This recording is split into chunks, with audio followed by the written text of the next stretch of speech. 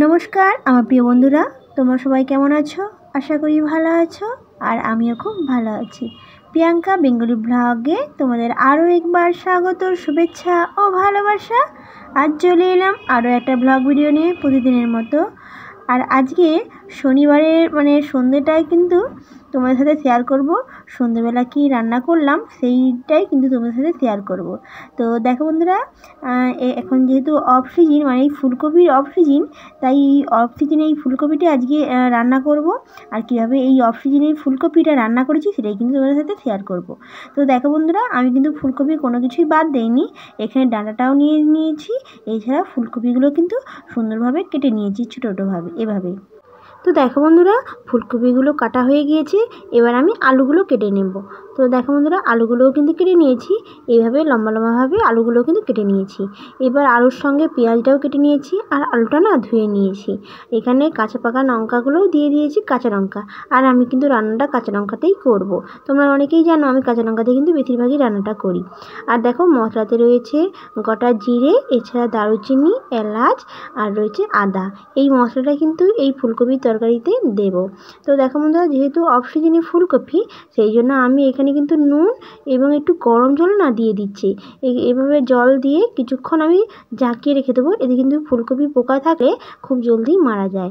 তো দেখো বন্ধুরা, এখানে গরম জল আর নুনটা দিয়ে কিন্তু আমি কিছুক্ষণ ঝাঁকিয়ে রেখে দিয়েছি।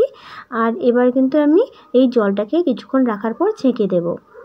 তো দেখো বন্ধুরা, ফুলকপিগুলো কিন্তু আমি জলটা ফেলে দিয়েছি। আর দেখো এই ফুলকপিগুলো কিন্তু এবারটা ভেজে নেব প্রথমেই। তো দেখো বন্ধুরা, কড়াতে তেল দিয়েছি, আর তেলের উপর সমস্ত ফুলকপিগুলো দিয়ে দিলাম। ফুলকপিগুলো দিয়ে এবার একটু ভালো করে ভেজে নেব। আর তার সাথে এই ফুলকপির সঙ্গে দিয়ে দেবো আলুও কিন্তু একসঙ্গে ভাজা করে নেব। তো দেখো বন্ধুরা, এবার আমি ভেজে নিচ্ছি। আর ভেজে নেওয়ার জন্য এবার একটু নুন এবং হলুদ গুঁড়ো দিয়ে দেবো। এতে কিন্তু ফুলকপিতে নুনটাও ঢুকে যাবে, এছাড়া হলুদ কিন্তু কালারটাও চলে আসবে। তো দেখো বন্ধুরা, এবার আমি ফুলকপিতে নুন হলুদ দিয়ে কিছুক্ষণ এভাবে ভেজে নেব।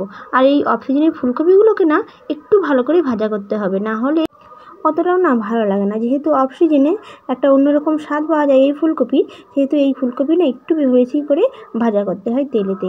তো দেখো বন্ধুরা, কালারটা অনেকটা চলে এসেছে সুন্দর, আর ভাজাটাও কিন্তু করে নিয়েছি। এবার তোমাদের সাথে মশলাটা শেয়ার করি। এই যে মশলাটা প্রথমে তোমাদের সাথে শেয়ার করেছিলাম গোটা সেটা কিন্তু বেটে নিয়েছি মশলাটা। আর এই মশলাটা দিয়ে কিন্তু রান্নাটা শুরু করে দেবো।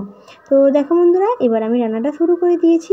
ফুলকপিটা তুলে নিয়েছি, আর দেখো কড়াতে আবার তেল দিয়ে শুকনো লঙ্কা, এছাড়া তেজপাতা আর ফোড়ন দিয়ে কিন্তু আমি প্রথমে গরম করে নিয়েছি। তারপরে কিন্তু পেঁয়াজটা দিয়ে একটু ভালো করে পেঁয়াজটাকেও কিন্তু ভেজে নিচ্ছি।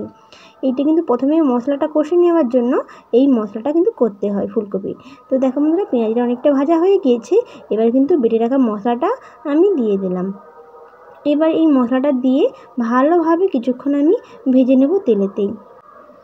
আর দেখো বন্ধুরা, এভাবে কিছুক্ষণ নাড়াচাড়া করে ভেজে নিচ্ছি। এবার আমি দিয়ে দেবো টমেটো। আর টমেটোটা প্রথমে তোমাদের সাথে শেয়ার করিনি, টমেটোটা কেটে নিয়েছি। আর দেখো টমেটোটা দিয়ে দিয়েছি, একটা পাকা টমেটো দিয়ে এবার কিছুক্ষণ এভাবে টমেটোর সঙ্গে একসঙ্গে ভালো করে ভেজে নেব। আর দিয়ে দেবো এখানে গরম মশলা গুঁড়ো। তো দেখো বন্ধুরা, এটা কিন্তু বাজার থেকেই পাওয়া যায়, আমি গুঁড়োটাই নিয়ে নিয়েছি। আজকে রাত্রিবেলা সেহেতু আর গরম মশলাটা বাড়িতে তৈরি করিনি। তো দেখো বন্ধুরা, গরম মশলাটা দিয়ে দিলাম, আর দিয়ে দিলাম হলুদ গুঁড়ো এবং পরিমাণ মতো নুন। এবার এই মশলাগুলোকে ভালোভাবে এভাবে কিছুক্ষণ নাড়াচাড়া করে কষিয়ে নেব সুন্দরভাবে। আর এখানে মশলাটা একটু ভালো করে ভাজা হয়ে যেতে তারপরে আমি এখানে একটু জল দিয়ে দেবো। এতে কিন্তু মশলাটা নিচে লেগে যাবে না, আর অনেকটা কিন্তু সুন্দর হবে, কষানোটাও সুন্দর হবে। তো দেখো বন্ধুরা, এখানে আমি অল্প পরিমাণে জল দিয়ে দিচ্ছি।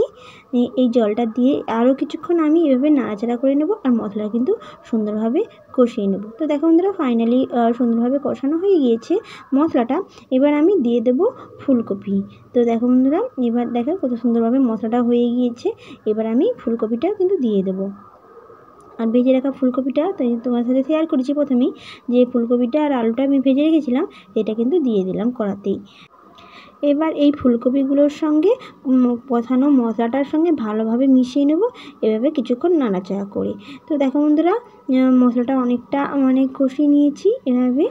আর এখানে কিন্তু মশলাটা কষাতে হবে কিছুক্ষণ, কারণ এই মশলাটা সঙ্গে ফুলকপিটা কিন্তু ভালোভাবে মিশে এলে ফুলকপির টেস্ট কিন্তু খুবই ভালো হয়। এই জন্য এই মশলাটাই কিন্তু কিছুক্ষণ ভালোভাবে ফুলকপির সঙ্গে কষিয়ে নিতে হবে। তো দেখো বন্ধুরা, ফাইনালি কষানো হয়ে গিয়েছে সুন্দরভাবে। এবার কিন্তু আমি দিয়ে দেবো পরিমাণ মতো জল। এই রেসিপিটা কিন্তু আমি আজকে সন্ধ্যেবেলাতেই রান্না করেছি, আর সকালবেলাটা তোমার সাথে শেয়ার করেছি আগের দিন ভিডিওতে যে কী রান্না করেছি। আর আজকে কিন্তু সন্ধ্যেবেলাটা ফুলকপি রান্নাটাই করে নিলাম আর তোমার সাথে কিন্তু শেয়ার করলাম। তো দেখো বন্ধুরা, এবার আমি জলটা দিয়ে দিয়েছি। এবার আমি কিছুক্ষণ চাপা দিয়ে দেবো, এতে কিন্তু সবজিগুলো জলদি সেদ্ধ হয়ে যায়। তো দেখো বন্ধুরা, ঢাকনাটা তুলে নিয়েছি আর দেখো খুব সুন্দর একটা ফুলকপি রেসিপিটি কমপ্লিট। এই অফ সিজনে ফুলকপি কিন্তু এভাবে রান্না করলে খেতে কিন্তু খুবই ভালো লাগে। তো দেখো বন্ধুরা, ফাইনালি সুন্দরভাবে আমার রেসিপিটি কমপ্লিট। এভাবে সার্ভ করলে কিন্তু খেতে খুবই ভালো লাগবে। ব্যাস, সার্ভ করলে কমপ্লিট। আর এছাড়া এই রেসিপিটা কিন্তু করিনি সন্ধ্যাবেলাতে, এখন একটা রান্না করেছি। আর সেটা কিন্তু তোমার সাথে শেয়ার করেছিলাম আগের দিন ভিডিওতে, যে আমি চিংড়ি মাছটা বনিয়ে রেখেছিলাম। সেই চিংড়ি মাছে কিন্তু একটা রেসিপি করেছি। আর চিংড়ি মাছে কিন্তু কোনো রান্না নয়, জাস্ট লঙ্কা মূলা, লঙ্কা মূলাটা এই সন্ধ্যাবেলা তো একটু ভাজা ভাজা ভালো লাগে চিংড়ি মাছে। তাই আজকে এই দেখো চিংড়ি মাছটাকেও কিন্তু ভেজে নিচ্ছি। সকালবেলা হালকা করে ভেজে রেখেছিলাম, এতবেলা একটু ভালো করে ভেজে নিচ্ছি। আর দেখো পেঁয়াজটাও কিন্তু কুচি দিয়েছি, একটা গোটা পেঁয়াজটাও কিন্তু ভেজে নিচ্ছি এই চিংড়ি মাছের সঙ্গে। আর এভাবে চিংড়ি মাছের লঙ্কা মূলা করলে কিন্তু খেতে খুবই ভালো লাগে। তাই আজকে সন্ধ্যাবেলার রেসিপিতে চিংড়ি মাছের লঙ্কা মূলাটাই করে ফেললাম। আর এই পেঁয়াজটা কিন্তু আমি অল্প করেই ভাজা করব, কারণ এই লঙ্কা মূলাতে পেঁয়াজ কিন্তু খুব বেশি ভাজা ভালো লাগে না, জাস্ট হালকা ভাজাই কিন্তু ভালো লাগে। তো দেখো বন্ধুরা, ভাজা হয়ে গিয়েছে চিংড়ি মাছ এবং পেঁয়াজটাও। এবার আমি তুলে নিচ্ছি এক এক করে। আর এই যে তুলে নেওয়ার পর এবার দিয়ে দেবো শুকনো লঙ্কা। কাঁচা লঙ্কা দিলেও কিন্তু ভালো লাগে, আর আজকে না শুকনো লঙ্কা দিয়ে একটু লঙ্কা মূলাটা করছি। তো দেখো বন্ধুরা, সুন্দরভাবে ভাজা হয়ে গিয়েছে, তুলে নিয়েছি। আর দুটো শুকনো লঙ্কাও কিন্তু আমি ভাজা করে নিয়েছি। এবার আমি শুকনো লঙ্কা দিয়ে ভালোভাবে মুড়লেই বাস, এই রেসিপিটি কিন্তু কমপ্লিট। আর এই রেসিপিটা কিন্তু এই দুটো রেসিপিটি আজকে সন্ধ্যেবেলা করলাম আর তোমার সাথে সেটা শেয়ার করলাম।